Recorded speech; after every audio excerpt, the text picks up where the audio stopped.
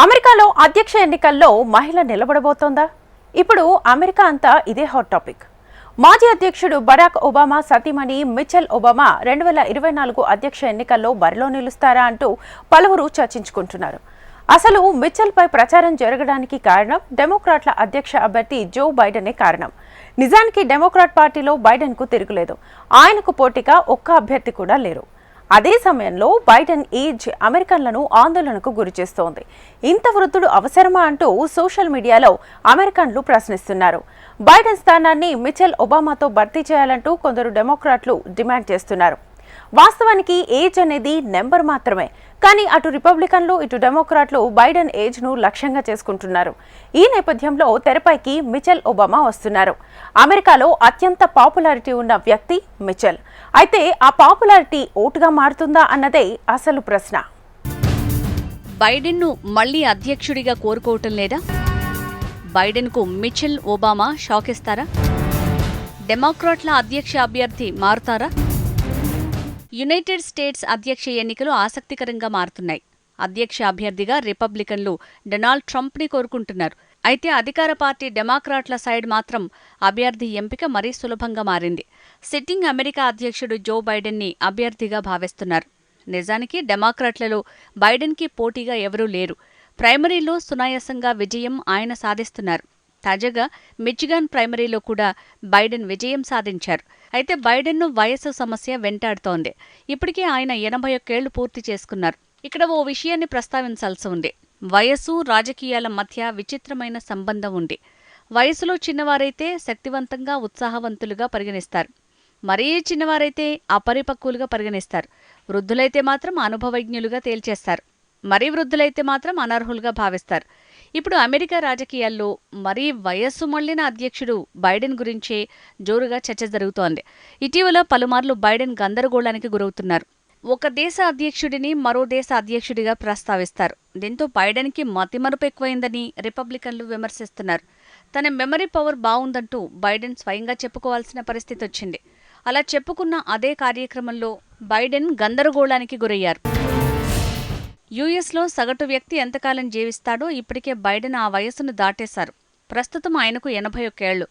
అమెరికాలో సగటు పదవీ విరమణ వయస్సు 61 ఏళ్లు. దశాబ్దాల అనుభవం బైడెన్కు ఖచ్చితంగా ఉపయోగపడుతుంది.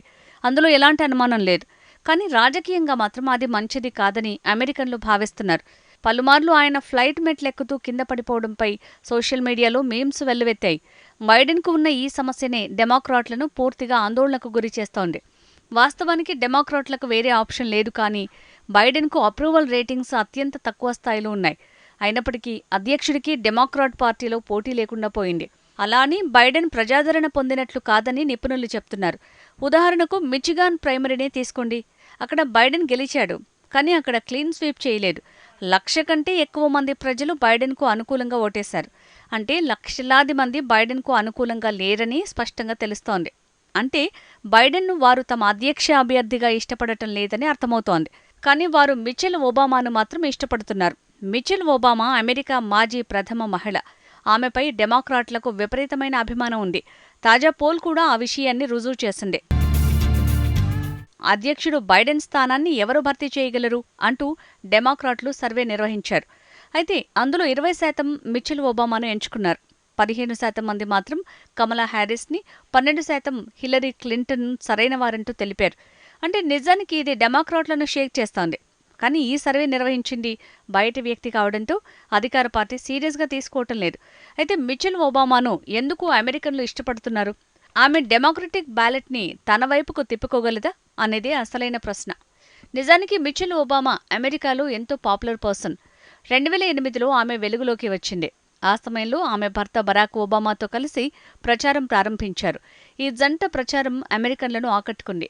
ఒబామా అధ్యక్షుడిగా ఎన్నికైన తర్వాత మిచెల్ మరింత పాపులర్ అయ్యారు. వైట్ హౌస్లో ఈ జంట పనితీరు కూడా ఎంతో ప్రజాదరణ పొందింది. అయితే ఇతర ప్రథమ మహిళల్లాగా మిచెల్ భర్తచాటు లేదు. మాజీ ప్రథమ మహిళ అప్పట్లో స్వతంత్రంగా వ్యవహరించింది. బహుశా ఇదే చాలామంది అమెరికన్లను ఆకర్షించింది. ఆమె పలు ప్రచారాలకు నాయకత్వం వహించింది. సైనిక కుటుంబాల కోసం వాదించింది. ఆరోగ్యకరమైన ఆహారంపై అవగాహన కల్పించింది. ప్రజలు ఆమెను ప్రామాణికమైన వ్యక్తిగా చూస్తున్నారు. ఆమెపై అమెరికన్లలో మరింత ఇంట్రెస్ట్ పెరిగిపోయింది. అమెరికా ప్రథమ మహిళలో మిచెల్ ఒబామా అత్యధిక రేటింగ్ పొందారు. 2017లో ఒబామా వైట్ హౌస్ నుంచి వెళ్లిపోయారు. అప్పటి నుంచి మిచెల్ మరింత సొంతంగా వ్యవహరిస్తోంది. ఆమె ఒక పుస్తకం కూడా రాశారు. నెట్ఫ్లిక్స్తో ఒప్పందం కుదుర్చుకుంది. ఆమె ప్రముఖ పోడోకాస్ట్కి హోస్ట్గా వ్యవహరించింది. పలు మ్యాగజైన్ కవర్ పేజీలో స్థానం సంపాదించుకున్నారు. 2020 ఎన్నికల్లో డెమోక్రాట్ల తరపున పెద్ద ఎత్తున ప్రచారం నిర్వహించారు. మిచెల్ అత్యంత ఆరాధ్యనీయ అమెరికన్ మహిళగా ప్రముఖ గ్లోబల్ రీసెర్చ్ సంస్థ గాలప్ వెల్లడించింది. 100 మంది అత్యంత ప్రభావవంతమైన వ్యక్తుల జాబితాలో ఆమె టాప్లో నిలిచారు. ఆమె 60% అనుకూల రేటింగ్ని పొందింది. ఈ పరిణామాలే ఆమెను డెమోక్రాట్లు ఇష్టపడేలా చేశాయి. అంతేకాకుండా అధ్యక్షుడు బైడెన్, మాజీ అధ్యక్షుడు ట్రంప్తో పోలిస్తే ఆమె వయస్సులో చిన్నది. ఓటర్లను తన వైపుకు తిప్పుకోవడానికి కూడా ఆమె వ్యక్తిగత పబ్లిసిటీ పనిచేస్తుంది. ప్రాథమికంగా మిచెల్ ఒబామాను అమెరికన్లు ఇష్టపడుతున్నారు. కానీ ఆమెను అధ్యక్షురాలిగా చేసేంత అభిమానం వారిలో ఉందా అన్నదే అసలు ప్రశ్న. అయితే 41% మంది ఓటర్లు అధ్యక్ష రేసులో నుంచి బైడెన్ తప్పుకోవాలని అమెరికన్లు భావిస్తున్నారు.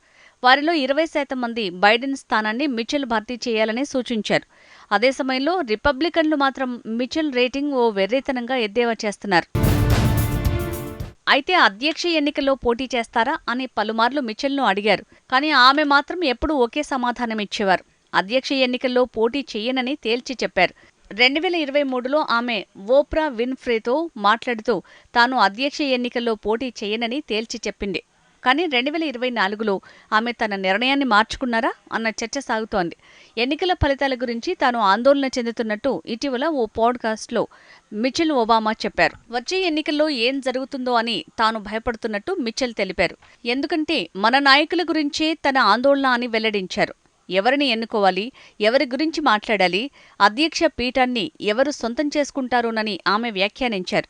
ఎవరు ఎన్నికైనా తనపై ఎలాంటి ప్రభావం చూపుతుందోనని కొన్నిసార్లు అనిపిస్తున్నట్టు మిచెల్ తెలిపారు. అంటే తాను కూడా అధ్యక్ష రేసులో ఉన్నానని మిచెల్ సంకేతాలిచ్చిందా, లేక నిజంగానే ఆమె ఆందోళన చెందుతున్నారా అన్నది మాత్రం తెలియరాలేదు. ఇక ఎన్నికల్లో డొనాల్డ్ ట్రంప్తో తలపడితే బైడెన్ ఓడిపోవటం ఖాయమని సర్వేలు చెప్తున్నాయి. ఇది డెమోక్రాట్లను ఆందోళనకు గురిచేస్తోంది. ప్రస్తుతానికైతే బైడెన్ మాత్రం వారి అధ్యక్ష అభ్యర్థి. అమెరికా అధ్యక్ష ఎన్నికలకు ఇంకా 8 నెలల సమయం ఉంది. ఈలోగా డెమోక్రాట్ల తరపున ఎవరు పోటీ చేస్తారో క్లారిటీ వచ్చే అవకాశం ఉంది. కానీ డొనాల్డ్ ట్రంప్, బైడెన్ పోటీ చేస్తే మాత్రం అమెరికన్లకు వేరే ఆప్షన్ లేదు. అగ్రదేశానికి ఎవరో ఒక వృద్ధ అధ్యక్షుడిని ఎన్నుకోక తప్పదు. అయితే అమెరికన్లు ఎవరికి ప్రాధాన్యతనిస్తారో తెలియాలంటే నవంబర్ వరకు ఎదురు చూడాల్సిందే. ఎందుకంటే అమెరికా అధ్యక్ష ఎన్నికలు నవంబర్లోనే జరుగుతాయి మరి.